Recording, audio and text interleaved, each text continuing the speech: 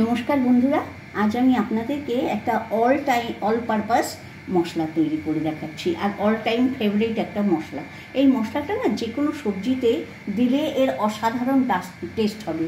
আপনারা দেখতেই পাচ্ছেন প্রচুর ইনগ্রেডিয়েন্টস আছে, এগুলো দিয়েই মশলাটা বানান আর প্রচুর পরিমাণে হবে। আপনার প্রায় 1-2-3 মাস চলে যাবে, এত সুন্দর এই মশলাটা হয়। দেখুন, এর জন্য আমি আপনাদেরকে মশলাটা কী কী নিয়েছি এবার বলে দেখাবো।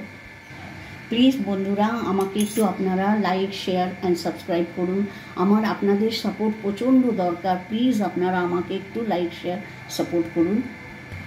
এবারে আমি আপনাদেরকে মশলাটা বলে দিচ্ছি। এটা হচ্ছে দারচিনি নিয়েছি। দারচিনি যে এই চামচের 2.5 চামচ নিয়েছি। আর দেখুন 1 চামচ গোলমরিচ নিয়েছি। আর 2টো ম্যাগনাট নিয়েছি, মানে জায়ফল নিয়েছি। আর এখানে দেখুন, এটা হচ্ছে স্টার অ্যানিস। এটা স্টার অ্যানিস, এটাও এরকম এই চামচের 1.5 চামচ নিয়েছি। আর এটা জয়িত্রীটা 1/2 চামচ নিয়েছি। আর এটা না আদা, শুকনো আদা বাটা, এটা 1 চামচ নিয়েছি। এখানে দেখুন পিপলি 1 চামচ নয়, সামান্য ওই কয়েকটা পিপলি নিয়েছি।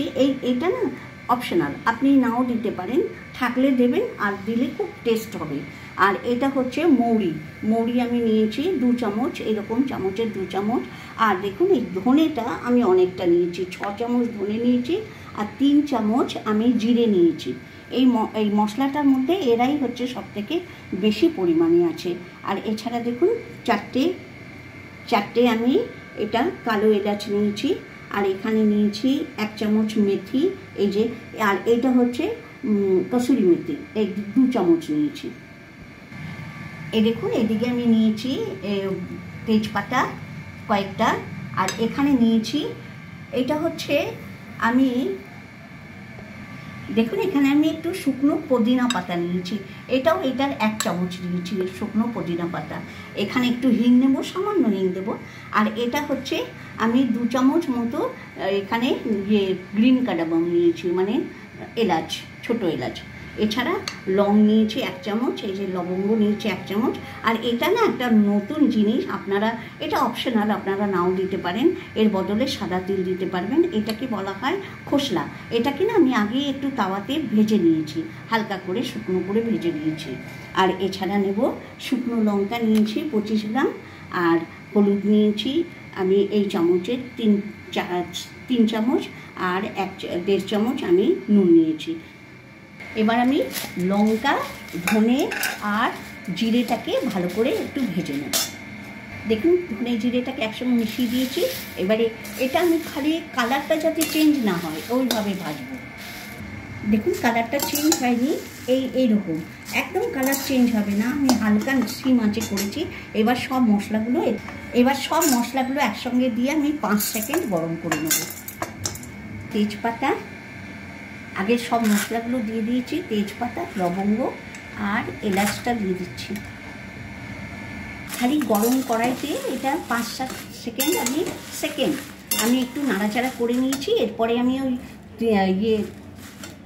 পুদিনা পাতা আর খোসলা আর কসুরি মেথিটা দিয়ে এবার নামিয়ে দেবো। এই কড়াইতে আমি দেখুন মশলাটাকে একটু শুকনো, মানে ঠান্ডা করতে দিচ্ছি। দেখুন 1 মিনিট ভেজেছি, আমার কিন্তু ভেজেছি, কালার যেন চেঞ্জ না হয়। এবার দেখুন কি সুন্দর, এই দেখুন আমার যে ভাজাটা ঠিকঠাক হয়েছে। এই দেখুন, এটা একদম উপর করে। এবার এটাকে আমি পেস্ট করে নেব। আমি বারবারই বলছি, দেখুন কালার যেন না চেঞ্জ হয়, আর ভাজা হালকা, মানে আপনি 1 মিনিট করবেন। আর দেখুন আমি এগুলোতে সব মিক্সিতে দিয়ে এবার এটাকে গুঁড়ো করে নিচ্ছি। এবার এটা দেখুন প্রায় গুঁড়ো হয়ে গেছে একদমই।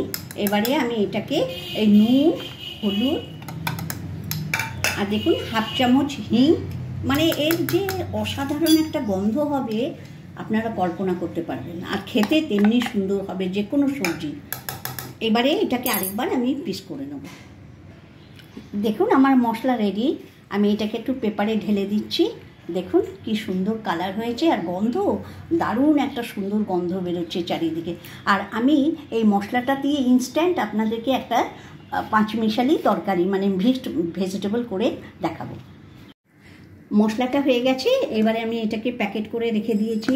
এই মশলাটা দিয়েই আপনাদেরকে আমি সবজিটা বানিয়ে দেখাবো।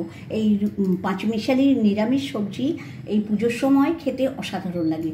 দেখুন, এর জন্য আমি নিয়েছি আলু, ঝিঙে, মূলো, এই কুমড়ো, বেগুন, কচু আর একটু বিনস নিয়েছি, আর এখানে একটা থোড় নিয়েছি, আর পুঁই শাক। এই দিয়ে আমি সবজিটা করব। পরিমাণ মতো সর্ষের তেল দিয়েছি, 5 ফোড়ন, 2 শুকনো লঙ্কা আর তেজপাতা ফোড়ন দেব। এবারে কাঁচা লঙ্কাটা দিয়ে প্রথমে আলু, কচু আর থোড়টা দিলাম। এই যে থোড় দিয়েছিলাম, এটা আগে একটু ভাজা হবে, তারপরে অন্যান্য সবজিগুলো দেবো। আমি সব সবজিগুলো দিয়ে দিচ্ছি, কুমড়ো, বেগুন, তারপরে ঝিঙে আর বিনসটা দিয়ে দিলাম, আর এই পুঁইয়ের ডাঁটাগুলো দিয়ে দিচ্ছি। আমি পরিমাণ মতো নুন দিচ্ছি আর হলুদ দিয়ে এটাকে ভালো করে নাড়াচাড়া করে আমি ঢুকে দেবো। এতে আর কিছু মশলা নয়, ওই যে মশলাটা বানিয়েছি সেটা দিয়ে নামিয়ে দেবো। নুন হলুদটা ভালো করে মিশিয়ে নিয়েছি। এবার এটাকে আমি ঢাকা দিয়ে 7 মিনিট রান্না করব। একটু আদা দিয়ে দিচ্ছি। আমার এটা দেখুন অনেকটা পরিমাণ ছিল বলে আমি কড়াইটা চেঞ্জ করে বড় কড়াইতে নামিয়েছি। আর বিখ্যাত সেই ভাজা মশলাটা 1 চামচ, জাস্ট 1 চামচ দিলাম। যেহেতু এটা লাবড়া তরকারি, তার জন্য আমি এতে একটু চিনি দিলাম। এবারে দেখুন মশলাটা দিয়ে একটু নাড়াচাড়া করে নিয়েছি। এবারে আমি এই পাতাটা দিয়ে দিচ্ছি, যে পুঁই শাকের পাতাটা যে কেটে রেখেছিলাম সেই পাতাটা দিয়ে এটাকে আমি নাড়াচাড়া করেছি। এবার একটু সামান্য জল দিয়ে এটাকে আমি 5 মিনিট ফুটতে দেবো, ব্যাস। এই তরকারিটা না একটু এরকম ঝোল ঝোল থাকবে।